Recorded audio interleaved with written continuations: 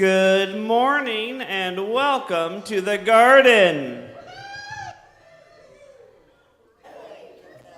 We are so glad you're here, neighbors. We have a little theme coming through today. Neighbors. Say hi to your neighbor. Hi, neighbor. Welcome to the garden. Our prayer is that you will experience the love of God in and among this community of faith. And I'm so glad that all of you were able to get up and get here at this time because it's going to be a great day. It's going to be a great day. Yesterday was Mike McCoy's memorial service. If you haven't written a note to Linda yet, we'll go ahead and make sure you have her address. Linda has had some health challenges and sure could use a little love and support from this community. But I'll have to tell you, it was one of the most beautiful, not that I'm looking forward to my funeral, but it was just such a beautiful reminder of a life well lived. So please keep Linda and Aaron and Maddie in your prayers. And Mike is such a big energy community. It's important to keep them in our hearts because that's a big hole that's leaving. So just want to highlight a few things today. Hey, we're working on publicity and those kind of things, and we really want to know why you're here. So guess what? We've started using this again. Come on. We paid a lot of money for that thing. So if you could, there are some pens on the table. If you don't have a pen, we can get you a pen.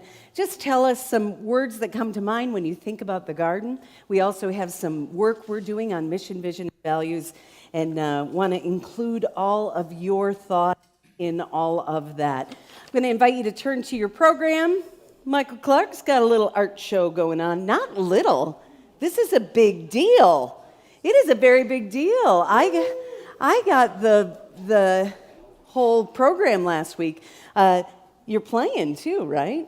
Yeah, that's going to be a blast. So come to Michael's art show. Please come to Michael's art show because you will be forever changed by that. Tis the season. I was with Bill Brown last night. He's all excited about us getting together to start planting gardens over at Crooked Creek. The only way that works is if you get your hands dirty, and nothing feels better than to work in those gardens. I'm telling you. I go over there, put in my headphones, and pick whatever looks like it should be pickable, and nobody ever says, oh, you picked the wrong thing. It doesn't matter. They love you anyway. And so I want to encourage you, get on that sign-up, genius. Get on that list so we can get those slots filled and Bill can sleep again at night.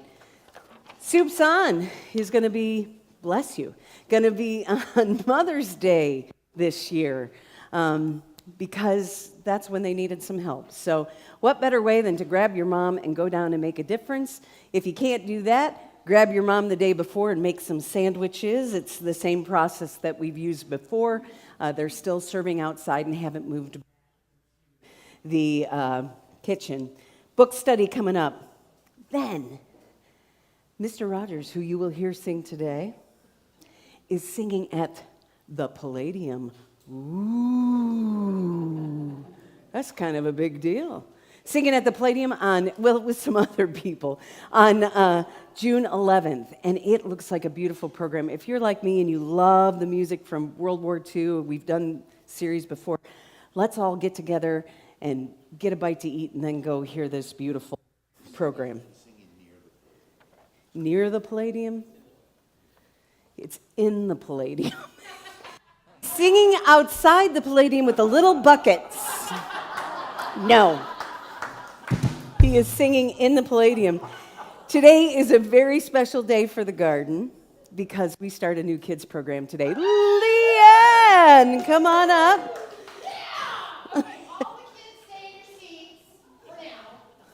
But I am super excited because today we are going to do one of the things I love to do.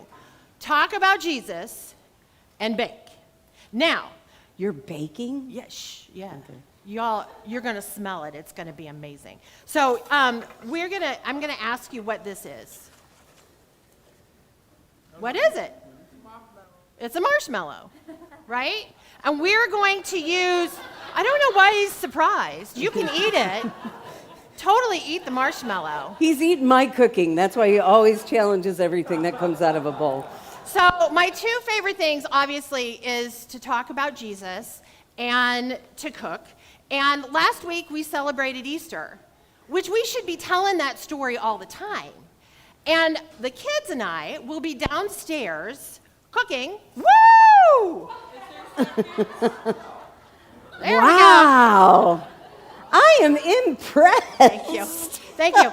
We're going to be cooking, and that's going to help us retell the story about Easter. And by the time they get home, they can do it at your house, and you'll have a nice little yummy treat. Oh, LeeAnn, just be careful. Okay, so if the sermon's boring, I'd go downstairs and cook. I know. If yeah. you wanted to. So I'm just telling you, you are all children of God. We are all children of God. And if you get tired up here, you can come downstairs, and we will have a great time. Now, I did tell you that if there was a possibility of getting, quote unquote, messy, I would give you a heads up. Next week, we will be using hammers and nails. Ooh. That makes me nervous when you say that could get messy. Just joking. Okay. So be prepared. And if there are adults that would like to help with that, that would be great, because that means we will save little people's fingers. Beautiful. Oh my God. Because everyone's going to have a hammer. Oh. And they're going to be nailing nails into wood. That's really lovely. I know, right? All right, kids. All right, so Now kids, is the let's time. go. You gonna go? Come You're on, gonna wait till after the song. let's good. go. You All right. ready? You want to come with me? Okay. So do me a favor and turn to the person next to you and say, All right. "Hi, neighbor. Hi, neighbor." You know what? Indeed, it is a beautiful day in the neighborhood. Welcome. All right.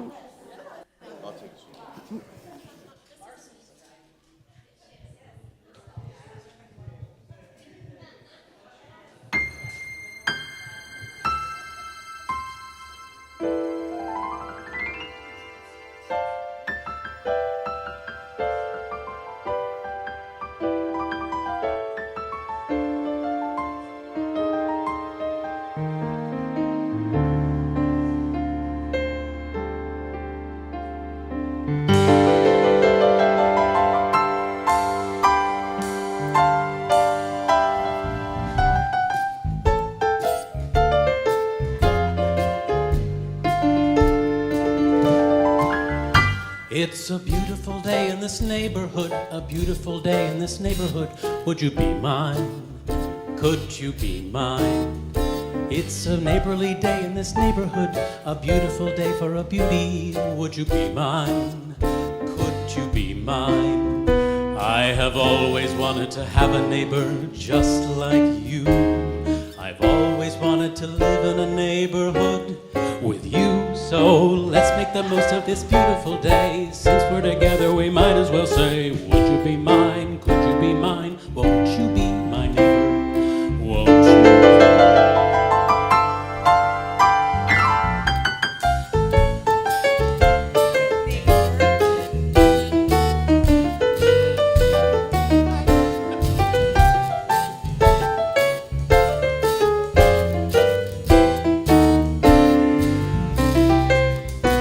I have always wanted to have a neighbor just like you.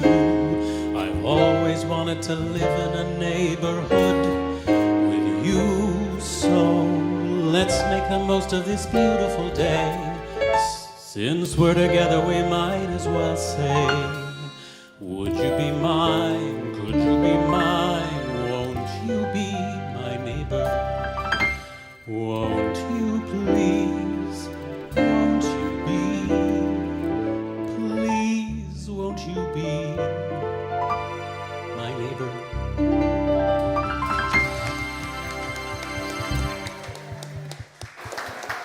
And I am going to invite forth my friend Lisa Cole, a new neighbor. Today is a big give, and you know how we love our big give days. And today we're being introduced to a new program for us called NeighborLink. First, tell us who you are and a little bit about yourself. Sure.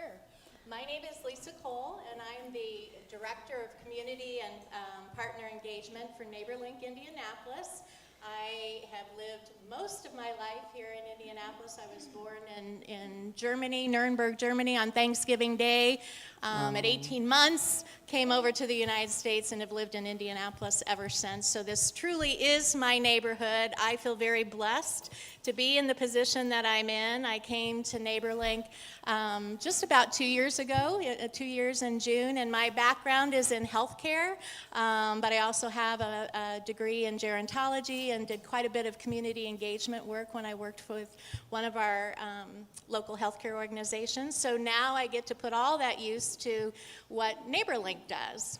Tell us a little bit about what the mission of NeighborLink is. So NeighborLink's been around since 2013, and it started as an organization to provide those critical home repairs for homeowners who are either seniors or those with a disability, living at or below 150% of the federal poverty level here in Marion County. And what that means is that for a single individual, that would mean that they are living on less than $20,000 a year or less than $1,700 a month, which actually last year of all the homeowners that we served, on average, they were living on just less than $1,300 a year. So we are truly reaching out to those most in need, and we provide these repairs at no charge to the homeowners so that they can continue to age in place safely and with dignity. That is an incredible service that you're providing, and it's good for us to be reminded of how many people are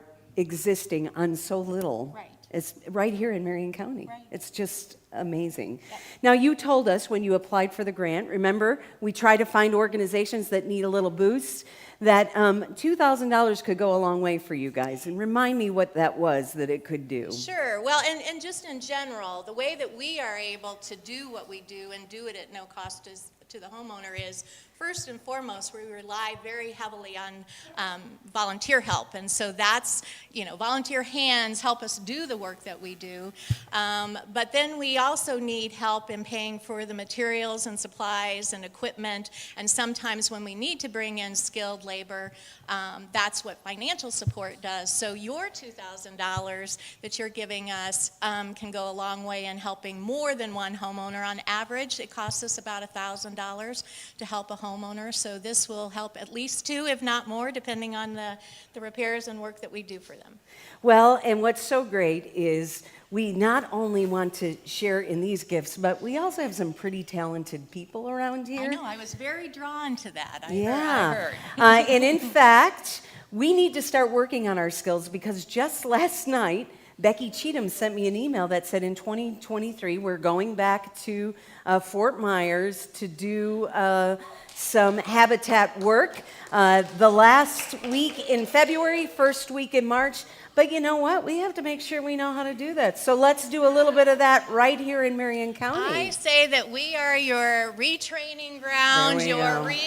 You can get involved with us. And besides, you have kids who are going to be hammering nails next week. Do you adults want to be outshone? I say, come on out and do some work with NeighborLink. I think that's a brilliant idea. We'll have them come back upstairs and show us how to use a hammer. I think that's a brilliant idea. Well, and you do have an opportunity specifically for the garden on June 4th. June 4th, we will be creating an opportunity for you all. It will be just for the garden and the gardeners. So we are in the process of putting together what project you all will be doing, and we'll. The great thing is we've got this all online, so we'll be able to create a special link. You'll be able to promote that. You guys just go to the link. It's probably much as what you do in signing up for some of your other volunteer shifts. It will take you right to the site. It will tell you a little bit about the homeowner that we'll be working with, and then you sign up. We provide all the equipment and supplies that you will need. You just need to bring a heart to serve someone else. Just out of curiosity, if you're willing to be a neighbor on June 4th, say, I'll be a neighbor. I'll be a neighbor. I think we've got it covered. Well, that may be more opportunities, or There are more volunteers than we have, so I will encourage you that while you're out there that you will be able to navigate our site and see all the different volunteer opportunities that we have all year long, and particularly as you warm up for heading back down south. We've got painting and outdoor work that needs to be done. Again, we can't do it if we don't have volunteers, so I encourage you to sign up. And one other opportunity that we're just getting ready to start that it might appeal to someone, we work very closely with the Marion County Public Health Department.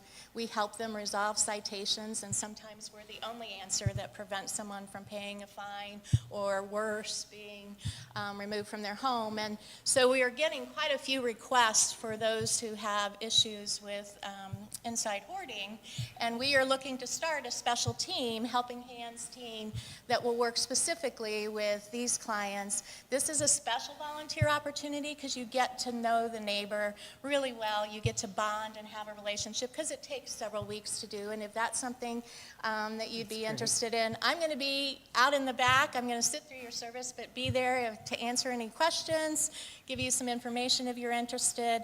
But we so appreciate having this opportunity today. What a great entrance. I may now use this as my theme song of Mr. Rogers' neighborhood, because it just uplifts you when you do it. But we thank you so much, and we thank you for this gift. Well, and Lisa, I have to tell you, you fit right into our demographic, because in the garden, we have a number of people who have recently retired and realize that God has so much more for them to do. And first, I want to thank you for your service as a healthcare provider, giver, a nurse for all those years. We haven't said enough. Oh, thank you.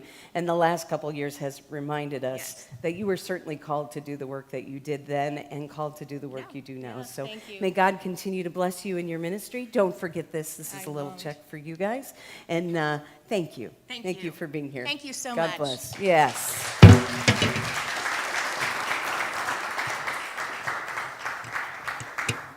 So let's talk today a little bit about, or consider, what does it really mean to be a neighbor? Consider that as we pause ourselves for worship.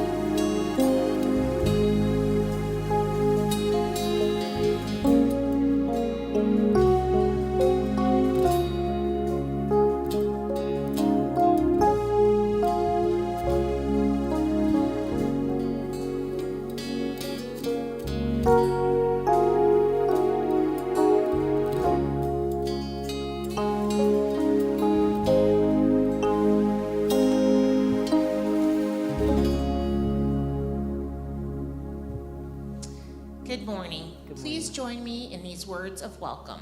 Shalom. Shalom. Salam. Salam. Namaste. Namaste. Peace. Peace. Well, we're going to get right into it this morning with prayer. I was getting stuff done yesterday, and I sat down. I'm like, I got to get this prayer done. And I was thinking about, be my neighbor. Well, being a good neighbor, gosh, there's like a million, things that you can think of. But I haven't, and I never hardly ever do this, but I got on the NeighborLink, the little app. And there was this great story about this lady. It was so well written, and she was talking about being a neighbor to foxes.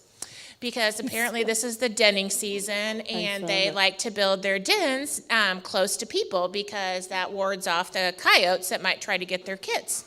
So, it was very well written and very educational, and I just, I think the lady had over like 2,500 comments back on that. And it was all just wonderful, type of things. And I thought, wow, now there's an example of being a good neighbor, sharing that information. And it just kind of warmed my heart that, not only do we have to be good neighbors to each other, but we can also be good neighbors to our little foxes, our squirrels, even though they get my bird seeds and all that other stuff. So, but anyways, with that in mind, let us pray. Dear Lord, we gather together today to celebrate our neighbors, our community, our country, and our world. As our pastor will give us today a passage that will make us remember that kindness is really at the heart of all. Lord, I pray that we take the opportunities to show other kindness and love. I love to think one kind word to someone can be like a ripple in the water that creates a bigger circle as it grows. We thank you for sending us, your Son, Jesus Christ, to be an example on earth that we can learn from, and he led by example. Please allow our hearts to give love, our ears to hear needs, and our eyes to see how we can be there for our neighbors. Today, as we leave our church family, allow each other to be able to see each other's gifts and talents and help guide us in supporting one another each day. Let us take that extra minute to say, hey, how are you doing? Help us to remember that we have the power to make people feel good. In your name we pray. Amen.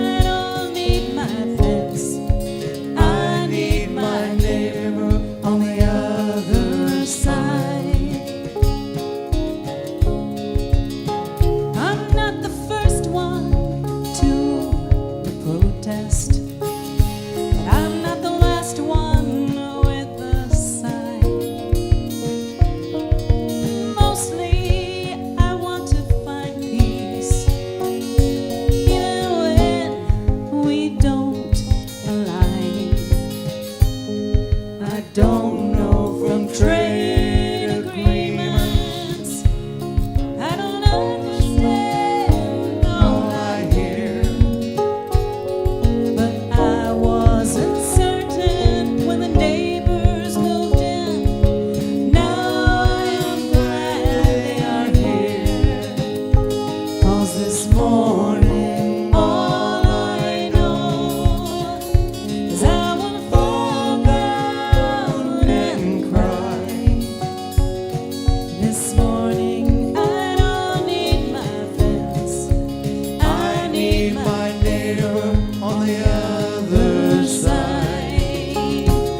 walls this morning. I don't need my fence.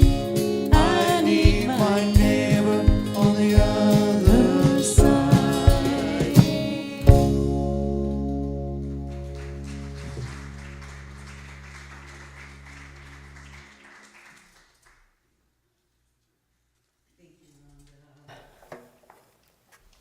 And guys, thank you guys too.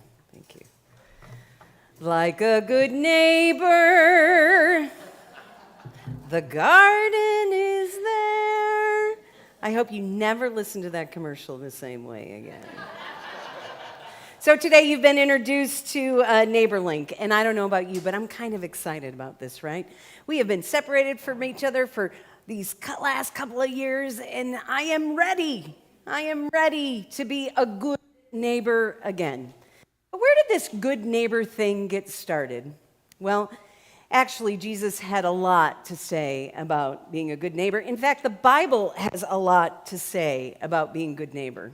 Now, the one passage that we think of most often is the one that we're going to finally get to. But do you know there are a few more passages before that Jesus really explores what it means to be a good neighbor. Now, first of all, he's talking to most people who grew up in the Jewish culture. And the Jewish culture not only knew how to be good neighbors, but in Leviticus, they get very specific rules as to how to be a good neighbor. Jesus saying to people that you need to be a good neighbor was common for them, but then he took what had been and distilled what had been very specific, and I'm going to tell you the specific things in a moment, but what were the things that Jesus really most focused on? He said there are two commandments. There are two things that if you don't listen to anything else I say today, this is an important thing to listen to, right? The first one is to love the Lord your God with all your heart, soul, and mind, right? He said that's like the most important thing to do in daily life. And then the second one he says is similar to it. Does anybody remember what that is? And love your neighbor as yourself. I'm so proud. Yes. So love God, love your neighbor. That's what Jesus says. Everything in that great big book, it hangs on that. Loving God and loving neighbor. Now, people understood this concept, but they understood this concept because they had very specific rules around loving neighbor. As I said in Leviticus, it's really funny that they say, well, how are you a good neighbor? Well, you live generously towards the poor. You do not steal from anyone. You do not deceive anyone in your dealings. You do not oppress, rob, or exploit the poor, or pay unfair wages. Interesting in light of the information we received today. We do not curse the deaf or put a stumbling block in front of the blind. We're not partial to the poor or show favor to the great. We're supposed to judge one another honestly. We're not to commit financial fraud. We're not to hate our brother. We're not to seek revenge or to hold a grudge. Always to extend forgiveness. So in Leviticus, they had very specific rules as part of the Torah about what you were supposed to do. But Jesus wanted to really make this personal, something you could take with you, no matter what was going on in your life. So then in Luke 11, he shares this story about being a good neighbor. Now, one that we often forget. He says, so say a friend. Okay, so in this culture, you lived up above your stable, right? And because the cow warmed your home, and you usually lived up above. So that's how we get the upper room. And you would get your family in there at night, you'd lock them all up, and there you would be. Jesus says, so say you're in bed at night with your kids, you're all locked in, and your neighbor comes knocking on your door. This is Luke 11. Knocking on your door, saying, hey, I need some bread. Somebody just came into town. Can you give me some bread? In the middle of the night. Most of us said, you're crazy. Get away from me. I'm not going to do this. I'm not going to get up out of bed, bother my family to give you bread to feed somebody who came to see you. But Jesus says to them, what do? You do it. And he says, not only you do it because it's the right thing, but my favorite thing about this passage is you do it so they'll go away. I mean, he really says that. If they're persistent, they must really be in need. If they're persistent, then take care of them. and they'll go away. Jesus is saying, that's how you're a neighbor. Now, this is not going back to those specific rules. He's saying, this is something that has to be done in the moment. And then, of course, in Luke 10, he shares that famous Good Samaritan story that most all of us know, right? It was one that we heard over and over again when we were kids, right? That there was a guy that was on the road making his way and he gets beat up and robbed. Do we all know this? Because I can read the whole thing, and it's the first 4 pages of my sermon. I'll be happy to preach it. And I'm happy to do it. But I think we know it, right? A Samaritan is traveling on a road, and first a priest comes by, and what does he do? Oh, this guy's bloody. The law says I don't have to touch him, right? So the rule was, you were dirty, I didn't need to touch you. And legally, he could step around the other side. The same for the Levite. So all the people who are trained to do the right thing, like the minister who drives by the person whose cars broke down on Sunday morning, but that didn't happen today, but it could. They're trained to do the right thing, but they don't necessarily do it because the law says they got to be at church on time, they don't have to touch a dirty people, they don't have to do these things. But the person that you would last think, a Samaritan to help this person, is the one who goes out of his way, puts the dying person on his horse, takes him to the day's inn, pays for his room, takes care of him, and not only says that, but hey, if he's not better in the time and what I've paid for, I promise you I'll pay you the rest on my way back. Jesus says that's what it means to be a neighbor. Over and over and over again. He says this is not easy. You are called to take care of one another no matter what. An important thing for us to realize in today's world when we have a lot of feelings about some neighbors on the other side of the world and what's happening on the other side of the world. Jesus didn't say the one who's really teeing you off, that's not a neighbor. He says they're all neighbors. The one who really put this into context the best was a guy named Fred Rogers. Fred Rogers was not only Mr. Rogers to most of us, but he was also a Presbyterian minister as well. And despite never once mentioning God in his children's program, his daily message to all of us was simply about being a good neighbor. I read a book this week about Fred Rogers, and what I found most interesting is he actually addressed the topics of the day in the midst of his show, and people didn't know it. The very first week that he was on the air, he spoke into the Vietnam War.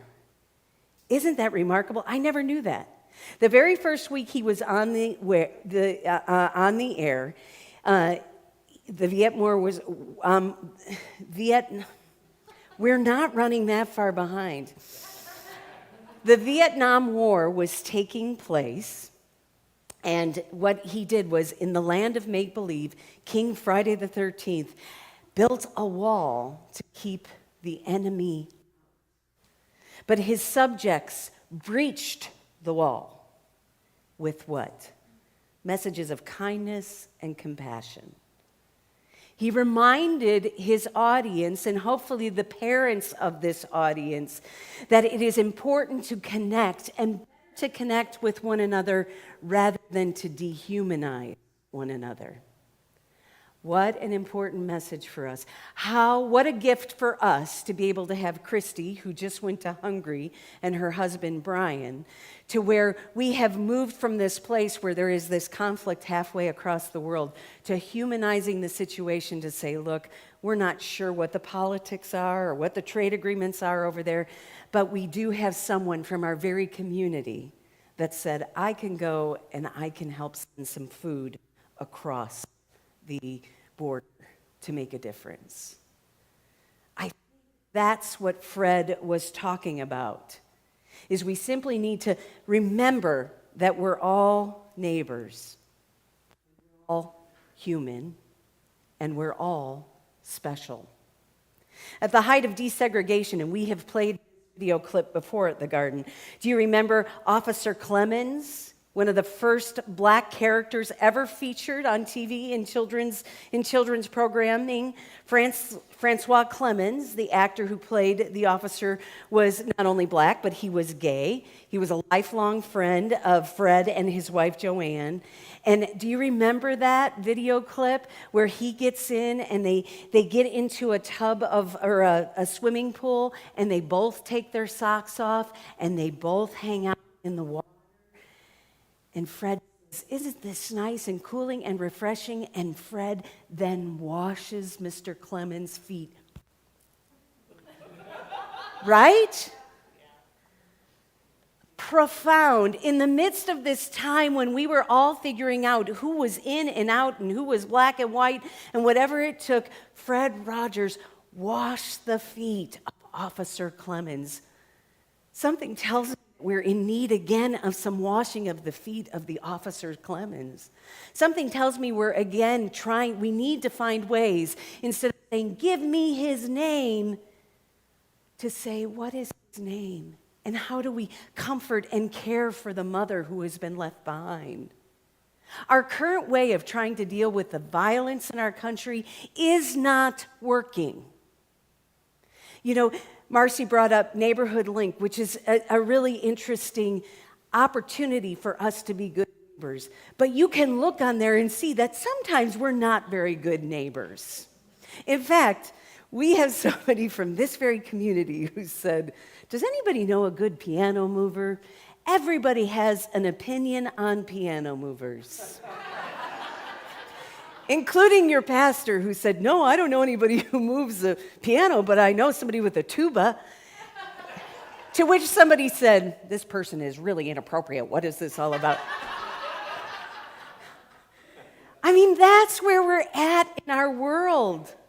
If I could resurrect Fred Rogers on this day, I would say, "Jesus, you did a good job, but this guy did pretty good too." We just weren't listening. They just weren't listening, and we just aren't listening. We have got to find a way to reincarnate that spirit. We have got to find a way to start washing one another's feet. We have got to find a way to start caring for one another in the midst of very difficult, violent, tragic times. And Mr. Rogers doesn't say it's by putting us up with this neighborhood and this neighborhood. He says this, and I think Jesus would say it too. The truth is you're all special. Everyone who has life and breath and movement, they are special. You are no more special than the person sitting next to you. You are no more special nor different than anybody else with life, breath, and movement. Now, I know you're sitting there, well, you know there's this guy named Putin. He doesn't give us a choice. We have no choice. We have to figure out how to love our neighbor right where they are. And gall darn it, it's not easy. But let me tell you, our neighbor is being persistent, and we're the only ones that God has to try to figure out how to make this work. This book I read about Mr. Rogers was by a woman who wrote a really good book that the name is in there somewhere. I think it's called The Sacred Faith of Fred Rogers. And what she does is she puts stories in there about how he forever changed lives. And there's one in particular about this woman named Kathy. Kathy was working on a degree, a master's degree, and how many of us have been to this point in life where the only thing left you have to do is the thesis or the final paper, and then go up to the jury or the judges, they review your paper, and then they are put there to judge you. That's what their job is. And she freaked out. And I remember doing my own dissertation. I remember that very moment when I freaked out. When you're like, I don't really know anything. I really don't know what I'm supposed to be doing. And it gets bigger and bigger in your head about what you need to do and when it needs to be done. And then you ask for this thing called an extension. which puts another layer on top of whatever it is you're already feeling. And then, of course, you ask for another one. And this time the professor says, well, maybe you want to think about figuring out how to get this done. And you freak out because you think the professor is totally and completely judging you. And how many of us have been there? And you put it off, and you put it off, and you put it off. She said she was like at the point, and I know. She was at the point where she could no longer move. And one day, she just went in and sat on the boy couch and curled up in a ball, cried, and turned on, and there he was. Mr. Rogers. And what was he doing? I mean, this is just so amazing to me. He was working on a greeting card with construction paper. He was carefully cutting out pictures from the magazine. He was planning on where he would paste them nicely. He was taking the time to do this on TV. Then he was pausing and figuring out what message he would put in it. And then he looked directly at the camera and he said, it's fun when you have a project, when you have an idea for something you really want to do that'll make a difference. And then you think about it, you think about how you're going to do it. It takes some planning and it takes some hard work. And no matter what, as long as you're trying, that's what matters. A greeting card, not a dissertation or a thesis written. Because it was a man who said, when you work on a project, it can be kind of hard, but you're special and you matter and you have what you need to get that done. She said, all I needed to be reminded of was that I was special. That's what I needed. He said exactly what she needed to hear. Fred Rogers reminded all of us that we are entirely lovable as we are today. He reminds us that a lot of harm has been done in this world, putting up fences and determining who is not lovable. I have to tell you, we are in a crisis in our world today. We are belittling one another. We are hurtful to one another. We do it in a variety of different ways. Big ways, like the Ukraine and Russia, and little ways, like telling your spouse something that isn't very nice. Maybe I did that yesterday. It's complex. It leads to things like abuse and addiction. And really complex, like I said, with wars, dictatorships. When the simple answer is, if you have life and breath and movement, you don't even have to have movement, life and breath, you are special. That's it. Sure, you have faults. Sure, you have challenges. But in God's eyes, you are special. In the words of Mr. Rogers, he said, I believe that at the center of the universe there dwells a loving spirit who longs for all that's best in all of creation. We're not only special, but all of creation is very, very special. And think about it, that's exactly how he lived. He would put a shell on his show and you would, that's a shell. That's amazing. He lived his life with that kind of intention. We're not doing that anymore, are we? We're trying to figure out how much we can get done, how quickly we can get done it, and there is nothing, get done it, Dr. Carolyn Scanlon, get done it. We're so obsessed with getting things done that we're not really savoring how special life is. When we start doing that, I think it'll be easier for us to be the helpers, I think it'll be easier for us, or it'll make more sense for us to be a neighbor, because I'm special and you're special, and we can all be good neighbors. I've used this before in a sermon and I love it. Fred Rogers said, when I was a boy and I would see scary things in the news, my mom would say to me, look for the helpers. You'll always find people who are helping. In that story I talked about today, the Samaritan was the helper, right? In the one before, the guy who was annoyed was the helper. If you want to know who the helpers are, it's all of us. When all of those things in Leviticus are happening, like somebody being able to live in such a way that they have enough money every month to live. We need to be helpers, because guess what? Those folks are special. See, good neighbors don't pass to the other side. They see the best in others no matter what. They see and believe that they are special, whoever they are. This world needs some good neighbors. We've been cruel. It's become too easy to be cruel and hurtful to one another. It's too easy to do that.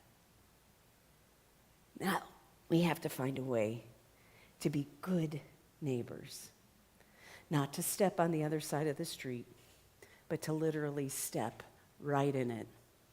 To tell somebody who is sitting in the mud, they're special. In closing, Fred Rogers reminds us there are 3 ways to ultimate success. The first is to be kind. The second way is to be kind. The third way is to be kind. Go forth, my special people, and be kind. Amen.